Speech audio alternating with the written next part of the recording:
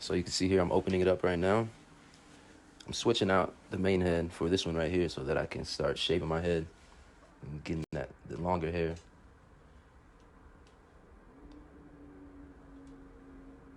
Start at the front right here, work my way around. You can see it takes off a lot at one time.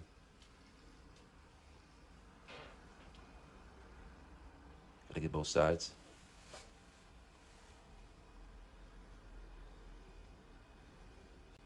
So now I'm coming to the back, and you can see as I get a little closer, you can see it does a really good job of getting the initial hair off. So I'm gonna switch off to the other head. You